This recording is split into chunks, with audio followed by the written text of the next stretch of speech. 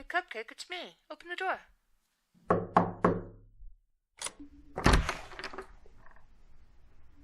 Well, good morning, Cupcake.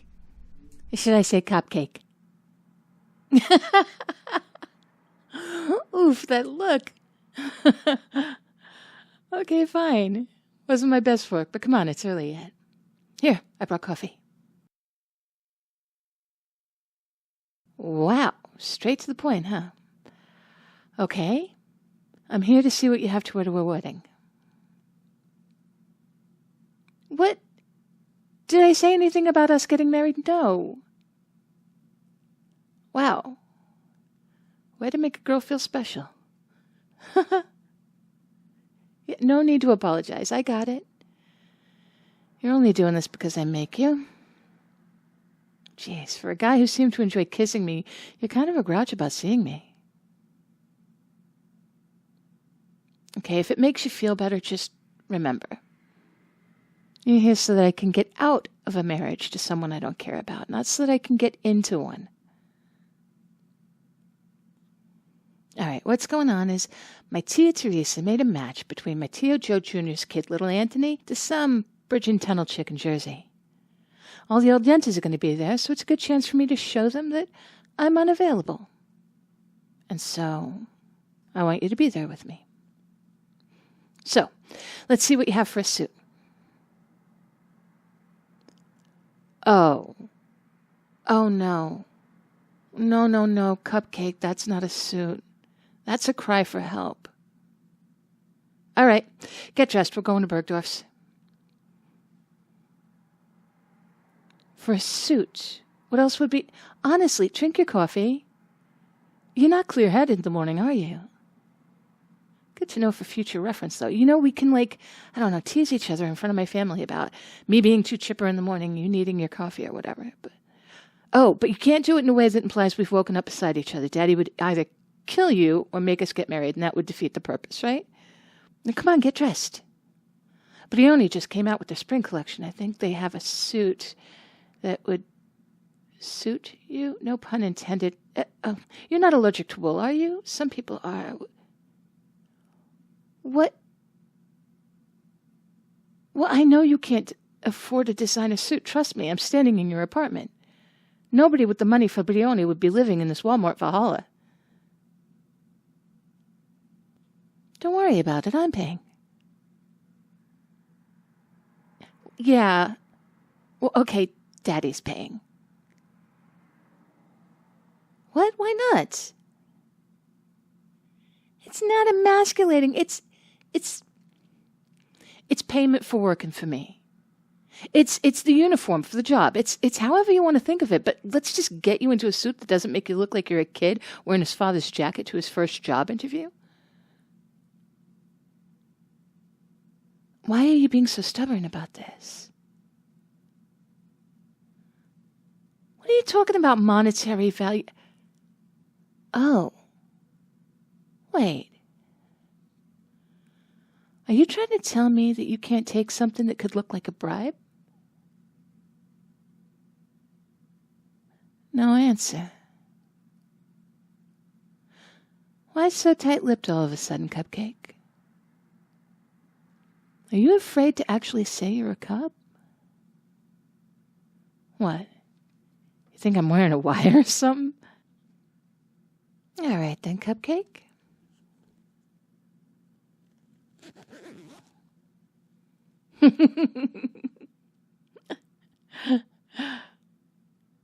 Well, since you don't trust me, I thought I'd show you. Here. You can do a cavity search if you like, officer. Did you bring the handcuffs?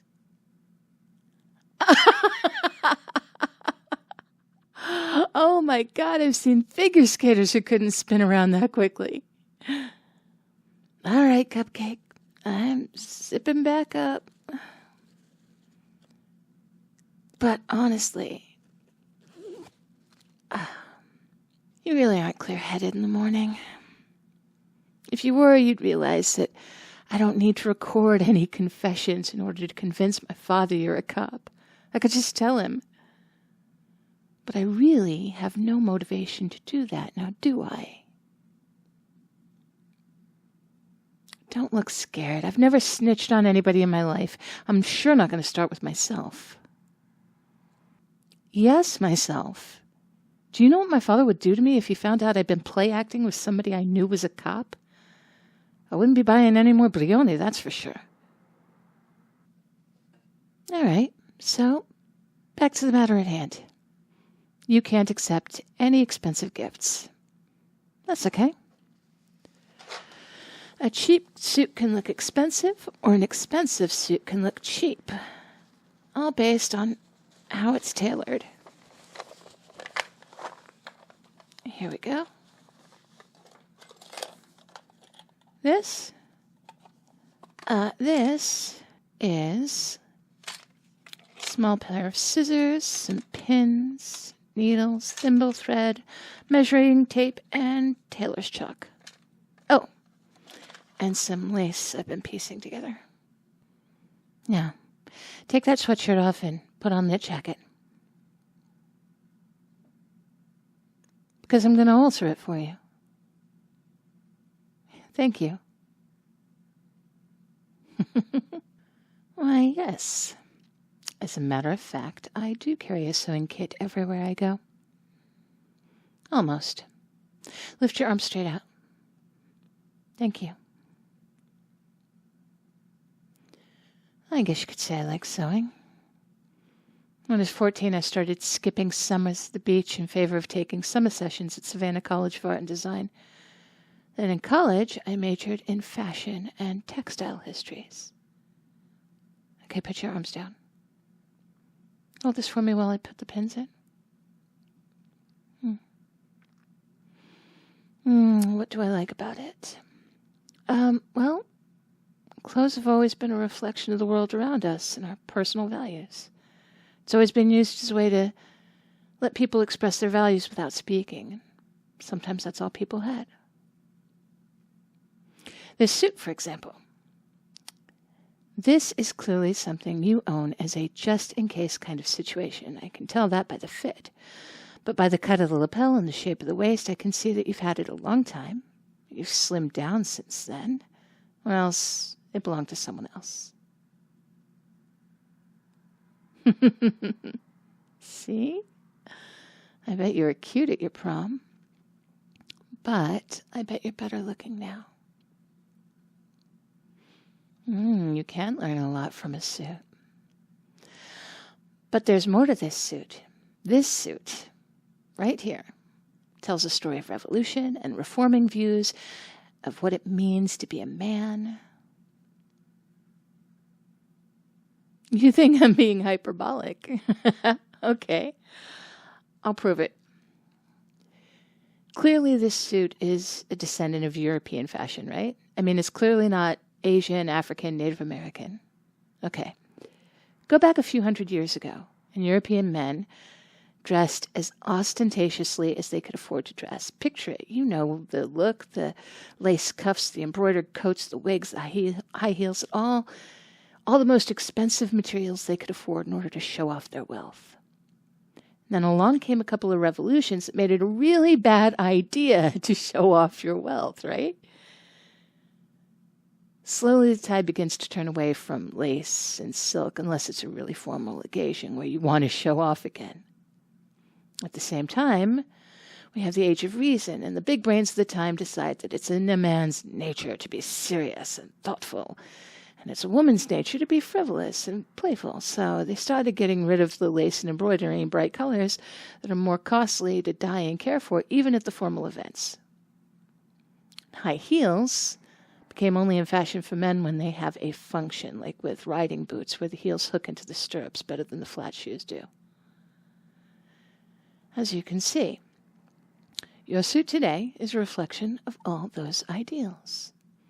Functional, serious, not frivolous. A woman's fashion today is vastly different between the shapes it had a century ago or 2 centuries ago, where a man's suit has remained relatively unchanged. The difference between your suit and your grandfather's suit can be altered with the width of a collar, just like the views of masculinity haven't really changed a lot. But women, we've made a lot of strides to reshape what it means to be feminine. And it shows in our clothing every century that passes. There. Done. Take off the jacket. I'll take it home with me. I'll have it back to you in a couple of days. What? Why are you looking at me like that? Oh, I get it. You had me pegged for a silly little daddy's princess, only interested in clothes and being silly. Well, I am those things. But there's always a reason why someone is the way they are, Cupcake. You know, you really should take a deeper look at people, Detective. Find out why they are the way they are, and you'll know their motivation. You can't always trust people to be loyal, but you can always trust their motivation. I mean, look at me. I love my father to death, but I'm not motivated to just be his daddy's little girl. I'm not motivated to be what my tia Maria wants me to be, or to just be a pawn in his expanding empire, so to speak. All right, I'm out of here. Oh, and I'm sorry your prom date stood you up, Detective. Yeah. You still have her desiccated corsage in the pocket of your suit pants. Roses, an orchid with crystals, and a necklace to boot. You spent more on her gifts than you did on the suit. And then you were stood up. I'm guessing by a spoiled rich girl. Like I said, learn why people are the way they are, and you'll learn the motivation. I think you're motivated to mistrust spoiled rich girls. I can't blame you. But you can trust that I don't want to wear the same fashions my nonna wore, if you get what I mean. And every time I saw her, I think she was in the kitchen wearing an apron. It never came off. And these two beautiful babes would be utterly wasted on anything with a bib front. I'll see you in a few days, Cupcake. Until then, you stay motivated to pretend to be my boyfriend.